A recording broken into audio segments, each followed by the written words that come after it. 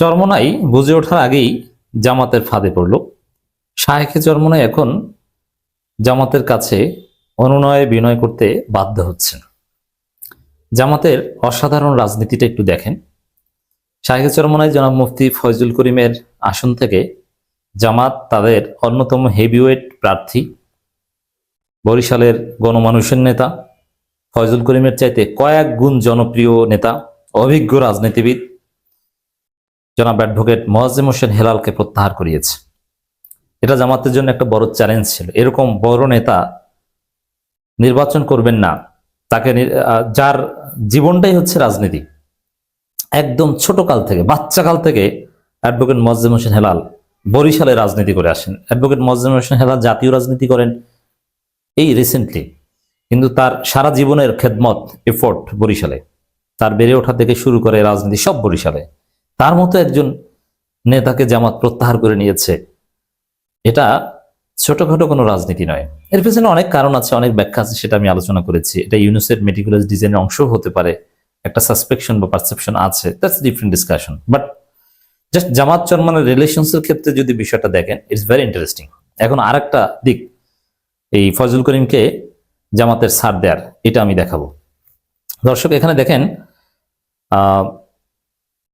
জামাত ফয়জুল করিমকে ছাড় দেওয়ার 2 দিন আগেও জামাতকে মোনাফেক বলে গালি দিয়েছেন জনাব মুফতি ফয়জুল করিম শায়েখে চরমোনাই, যার ফলে জামাতের লোকজন অনেকেই বলছে যে তাকে ভোট দিতে রাজি না। এখন ফয়জুল করিম নির্বাচন করছেন, এটা তো সত্য, জামাতের প্রার্থী নাই। জামাত প্রার্থীতে প্রত্যাহার করে একটা নজির স্থাপন করেছেন উদারতার, ছাড়ের এবং অন্য দলকে বা পুরনো মিত্রকে সম্মানের একটা নজির স্থাপন করেছে। তো এই জায়গায় জামাত প্রশংসায় ভাসছে যে তাও এখানে অন্য ছোটখাটো কোনো প্রার্থী হলে, যেমন যদি বরিশাল 6 হতো, এটা আমি অবাক হতাম না। কারণ বরিশাল 6-এর যিনি প্রার্থী তিনি নতুন, তিনি জামাতের জেলা সেক্রেটারি, জাতীয়ভাবে ওইভাবে পরিচিত না, অথবা তার নির্বাচনের অভিজ্ঞতাও নেই, অতএব তাকে সরাতে পারে। কিন্তু মোয়াজ্জেম হোসেন হেলাল সারা বাংলাদেশে জামাতের 10 জনের একজন, তিনি নির্বাচন করবেন এবং তার জীবনটাই এই নির্বাচন, রাজনীতি, একামতে দিন, ইসলামী আন্দোলন, এগুলো নিয়ে, এবং বরিশালের প্রতিষ্ঠিত সন্তান। অতএব it's very tough, it was very tough for Jamaat, but Jamaat did that. এই জায়গায় হিসাবটা, মেকানিজমটা বা সমীকরণটা কি দাঁড়িয়েছে দেখেন। এখন ফয়জুল করিমকে কি করতে হবে? জামাতের লোকজন অনেকেই ভোট দিতে চাচ্ছে না, আবার জামাতের প্রার্থীও নাই, আবার ফয়জুল করিমকে জিততেও হবে। যেহেতু নির্বাচন করলে জেতার একটা ইচ্ছা অবশ্যই থাকবে, তিনি তো হারের জন্য নির্বাচন করবেন। আর এবার যেহেতু জীবনে প্রথম একটা সুযোগ এসেছে ফয়জুল করিমের জয়লাভ করে, এর আগে ফয়জুল করিম জিতবেন এরকম কোনো সম্ভাবনা অতীতে কখনো ছিল না। তিনি নিজেই জয়ের জন্য নির্বাচন করেননি। সর্বশেষ আওয়ামী পরিকল্পনার অংশ হিসেবে তিনি যে সিটি কর্পোরেশন বা আওয়ামী আশ্বাসে সিটি কর্পোরেশন নির্বাচনে অংশগ্রহণ করেছেন, সেখানেও তিনি জিতবেন বিষয়টা এরকম ছিল না। আশ্বাস দিলেও শেষ পর্যন্ত তিনি যে ভোট 30,000-এর বেশি পাবেন, এটা তিনি নিজেও জানতেন। যে সেই জায়গায় এই প্রথম তার জীবনে সুযোগ এসেছে নির্বাচনে জয়লাভ করার একটা সম্ভাবনা। আমি বলছি না যে জিতবেন, জেতার একটা সম্ভাবনা, একটা আশা, অ্যাটলিস্ট যৌক্তিক আশা, রেশনাল একটা আশা তৈরি হয়েছে। এখন আমি আগেও বলেছি এবং আমি জেনে শুনে গবেষণা ভিত্তিতে বলছি, বরিশাল 5 আসনে চরমোনাইয়ের যত ভোট আছে, কমপক্ষে জামাতের 2 গুণ থেকে 2.5 গুণ ভোট আছে, একদম মিনিমাম। আমি বুকে হাত দিয়ে, দায়িত্ব নিয়ে, চ্যালেঞ্জ দিয়ে বলতে পারি, চরমোনাইয়ের যদি 40,000 ভোট থাকে, জামাতের মিনিমাম 1,20,000 ভোট আছে বরিশালে, একটু কম বেশি হতে পারে কমপক্ষে। সেই জায়গায় ফয়জুল করিমকে জিততে হলে, যদি তিনি জিততে চান, পৃথিবীতে এর বাইরে কোনো থিওরি নেই। এটা আসমান ছাড়া জমিনের কোন রাজনীতিবিদ, কোন স্ট্র্যাটেজিস্ট, কোন কনসালটেন্ট জামাতের ভোট ছাড়া ফয়জুল করিমকে জেতাতে পারবে না। অতএব ফয়জুল করিম 2 দিন আগেও জামাতকে মোনাফেক বলে গালি দিলেন। এখন 22 তারিখ নির্বাচনী প্রচারণা শুরু হওয়ার পর জামাতের লোকজন আবার অনেকে ভোট দিতে রাজি নয়। আমি যাদের সাথে কথা বলেছি অনেকেই ভোট দিতে রাজি নয়। এখন জামাতের দায়িত্বশীলদের কাছে জিজ্ঞেস করলে তারা বলেন সাংগঠনিক সিদ্ধান্ত, ভোট দিতে হবে, ফয়জুল করিমকে দিবে না। এই সাংগঠনিক সিদ্ধান্ত কয়জন মানবে? বরিশাল 5 আসনে জামাতের 1,20,000 ভোট থাকলে জামাতের সাংগঠনিক সিদ্ধান্ত বুকে পাথর চাপা দিয়ে হলেও মানবে সর্বোচ্চ 1,000 থেকে 1,500 রোকন এবং কর্মী।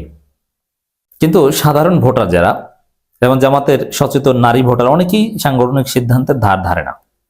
সাপোজ আমি নিজে দাঁড়িপাল্লায় ভোট দিব, এটা আমি স্পষ্টভাবে বলি।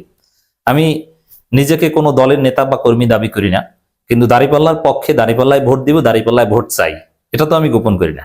It's my open strategy. আমি দাঁড়িপাল্লার পক্ষে open, but I am not interested to vote for Mufti Faizul করিম।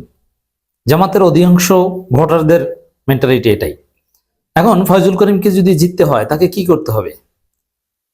তার অন্য কোনো অপশন নেই। এখানে জামাতের কাছে এসে, জামাত শিবিরের কাছে এসে তার যে জামাতকে যে গালাগালি, ওগুলোর জন্য অনুতপ্ত হয়ে ভুল স্বীকার করে ক্ষমা চেয়ে অনুনয় বিনয় করা ছাড়া ফয়জুল করিমের সামনে আর কোনো উপায় নেই, তিনি বাধ্য।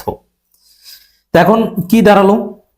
যে চরমোনাইয়ের যে রাজনীতি, যেটার ভিত্তি জামাত বিরোধিতা, ওইটা তো তারা করতে পারছে না। মানে এখানে এটা বোঝা যায় যে চরমোনাই আসলে জামাতের ফাঁদে পড়েছে। তারা বুঝতেও পারেনি যে কিভাবে জামাতের ফাঁদে পড়েছে। ফয়জুল করিম জামাতের চরমোনাইয়ের রাজনৈতিক মানহাজ অনুযায়ী জামাতকে সকাল সন্ধ্যা গালি দেন বা দিবেন, এটাই এতদিনের তাদের রাজনীতি। এখন নির্বাচনে যেহেতু জিততে হবে, যদি অস্তিত্ব রক্ষা করতে হয়, জামাতের নেতাকর্মীদের কাছে এসে তাদের সাথে মোলাকাত করা, জড়িয়ে ধরা, এক স্টেজে উঠে হাত জাগানো ছাড়া তাদের কোনো উপায় নেই। এখন চরমোনাইয়ের লোকজন যেটা বলছেন যে জামাতের লোকজনকে ভোট দিবে, হ্যাঁ আমি তো বলেছি যে দিতে রাজি না। এখন তাহলে চরমোনাইকে কি করতে হবে? জামাতের লোকজন যাতে তাকে ভোট দিতে রাজি হয়, এই জন্য জামাতের লোকজনের কাছে এসে অনুনয় বিনয় করতে হবে, এছাড়া তো তার কোনো উপায় নেই।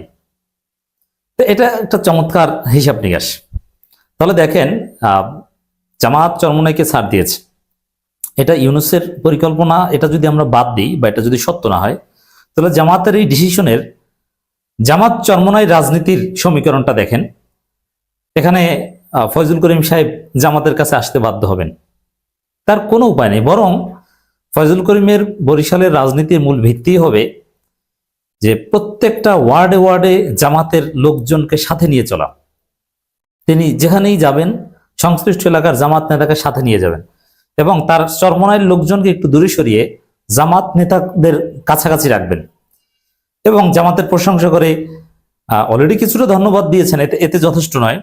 জামাত চরমোনাই ভাই ভাই, ইসলামপন্থী, আমরা আপনারা একই, কোনো পার্থক্য নাই, ভেদাভেদ ভুলে আসেন, আমরা একত্রে কাজ করি, আমরা সৎ লোককে বিজয়ী করি, আমরা ধানের শীষকে পরাজিত করি, এই কথা বলতে হবে।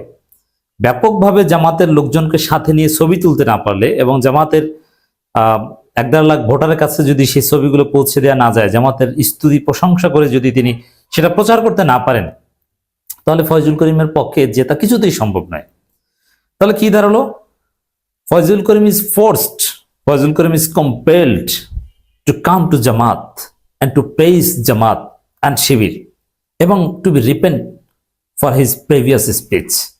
তাছাড়া he has no way, he has no alternative.